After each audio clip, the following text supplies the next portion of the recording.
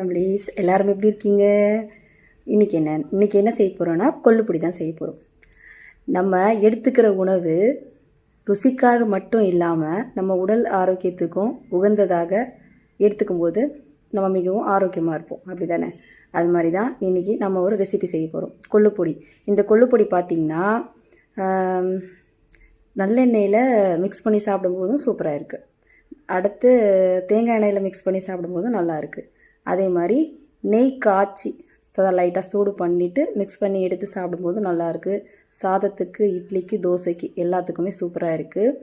அதே மாதிரி நீங்கள் ஆயிலெலாம் இல்லை நெய் எதுனாலுமே கொஞ்சம் லேசாக கொஞ்சமாக ஊற்றி சாப்பிட்றது நம்ம உடல் ஆரோக்கியத்துக்கு நல்லது. ஓகே, எப்படி செய்யுதுன்னு பார்ப்போமா? கொள்ளுப்பொடி பார்த்தீங்கன்னாங்க நம்மளுக்கு என்னென்ன வகையில் உதவியாக இருக்குன்னு பார்ப்போமா? நம்ம உடல் எடையை குறைக்கவும், நம்ம உடம்பை ஃபிட்டாக வச்சுக்கிறதுக்கும், நம்ம கொலஸ்ட்ராலை கட்டுப்படுத்துறதுக்கும், மெயினாக வாயு தொல்லைக்கு நல்ல ஒரு மருந்தாக இருக்கும். இந்த பொடியை சாப்பிட்றதுல அவ்வளோ ஒரு நன்மை இருக்குது. பார்த்தீங்கன்னா நம்ம பயன்படுத்துகிற ஒவ்வொரு பொருளையுமே ஒவ்வொரு மருத்துவ குணம் இருக்குது. இப்போ இதை நம்ம பொடியாக்கி அரைச்சிட்டு வந்துடலாம். கொள்ளுப்பொடி அரைச்சாச்சு. கொள்ளுப்பொடி சூப்பராக ரெடி ஆயிடுச்சு.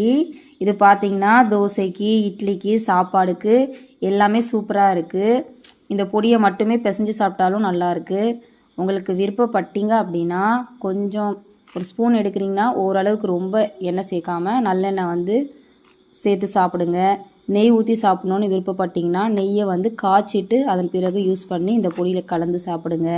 தேங்காய் எண்ணெயிலையும் யூஸ் பண்ணலாம். மிகவும் அருமையாக உள்ளது. நீங்கள் உடவே எங்ககிட்ட வாங்கி டேஸ்ட் பண்ணி பார்த்து இதோட சுவை எப்படி இருக்குன்னு சொல்லுங்கள்.